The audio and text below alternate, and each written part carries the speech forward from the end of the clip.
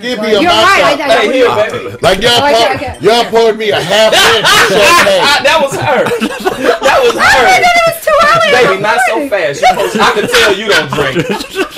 Baby, give him some more. That's enough. You pouring it like it's Kool-Aid, baby. That's like $2 worth of cocaine.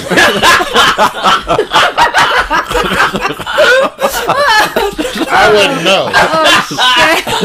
Oh my God. What about Vic? That's what I've heard. Vic gotta stay ready. Wait a minute. I'm trying to get my cup, but you guys are pouring it off. Oh, you actually gonna have a sip? I'm gonna have a sip. Oh shit! Okay. Y'all give me a cup. You guys all forgot. Lexington Steel, it's yours. That's right. I need something to keep my erections up. Get a birthday boy. Oh, I love it. Yeah, thank you so much. And you see, just to show you how much I love my family. Is it still cold, y'all? It's cold. It's still cold. Y'all don't even know. Ain't no party like a Trey Love party, because the Trey Love party don't stop. Shut you. All right. I ain't been sleeping 3 days. Let me take this moment. Man, I'm telling you. I think I'm going to sleep when I'm dead. I see you woke up, though. I had to. Natalie, let me tell you, when we do these shows, we're never alone. We have a very active group of individuals who follows us, and they are people who are very important to us. They're our street team. They're our roving group of reporters, people much like yourself, myself. They're out there interacting on the news, on the internet. Some of them trying to get laid. Other of them, they're just making friends.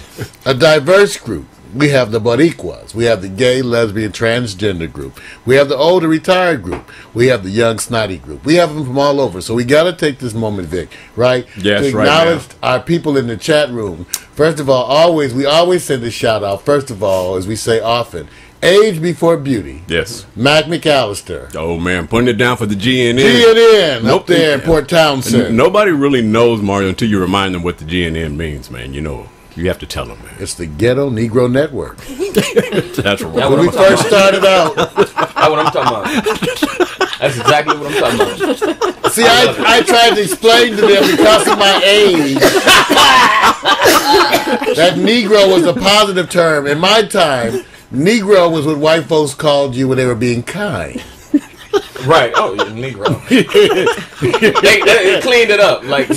We embraced Negro. Yeah, that's right. We love it. In my lifetime, you have to remember, I have been a number of things. In my brief lifetime, I've been colored, Negro, black, African American. I've been a lot of things. I've been a few motherfuckers. That's right. In my day, I know. That's right.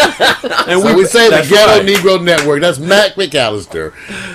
Tribute to the past, and we say it with love. That's much right. in the way you young folks use that other N-word that those of my generation find so.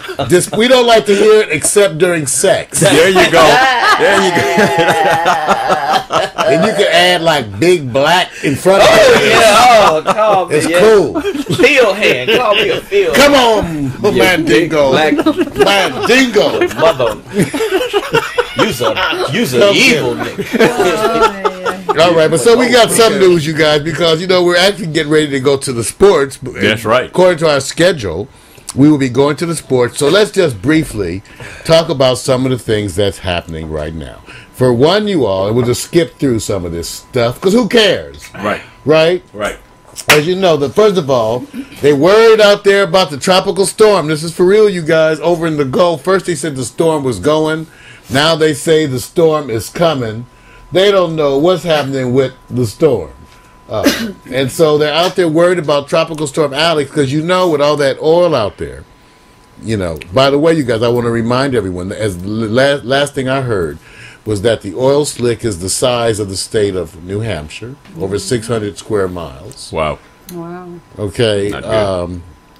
Still gushing. And there's a whole issue, and what the story that we actually wanted to talk about, but we'll shorten it up, is this whole issue of boycotting BP. Because a lot of people say, let's boycott them, and then we were quick to say that may be a little easier said than done. First of all, boycotts are often difficult to pull up. But check this out. I want to remind you guys, AM, PM, I was just there. That's right. AM, PM, Arco, Amoco, Castro Motor Oil, so all that NASCAR and you were watching NASCAR, that was all BP action all up in there. That's right. So when you get, remember BP, like I told you guys, it's a lot of things. Their natural gas clients include Southern California Gas Company, Southern California Edison. So when you boycott them, I don't think it's going to be quite so easy as you may have thought. And don't think that they don't know it. As you know, I am the man who raises the controversies. I always like you, as I always tell them, kiss me. I like to be kissed when I'm being screwed. Oh, wait. So please kiss me.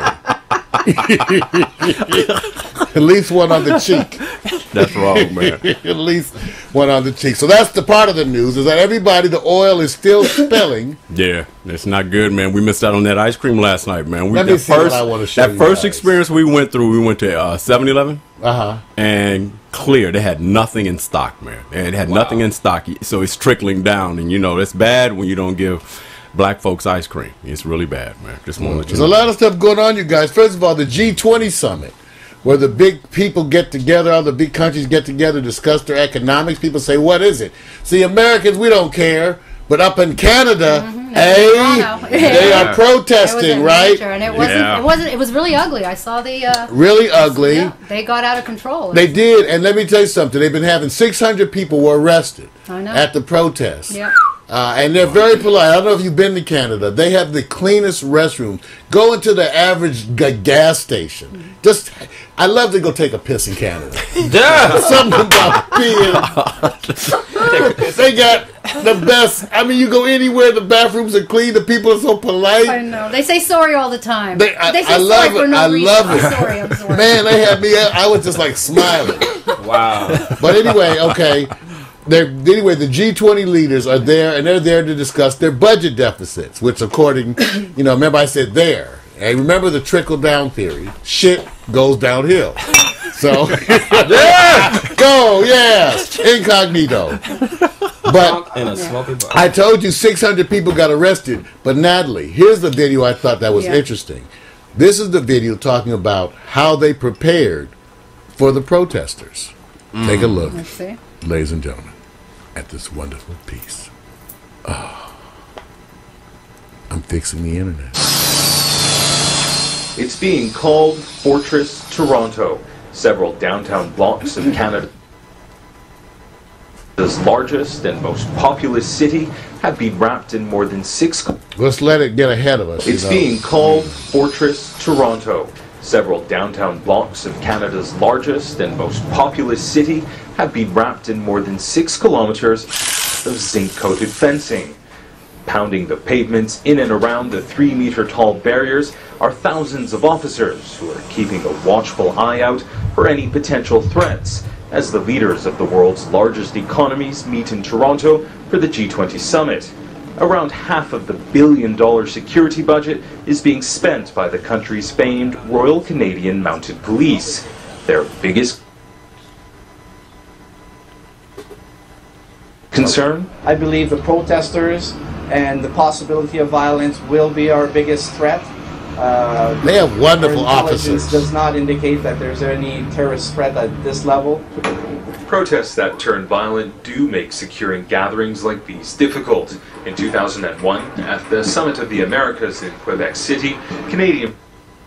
And meanwhile, while the internet, we let it catch up a little bit, Natalie, it's amazing that Americans here don't...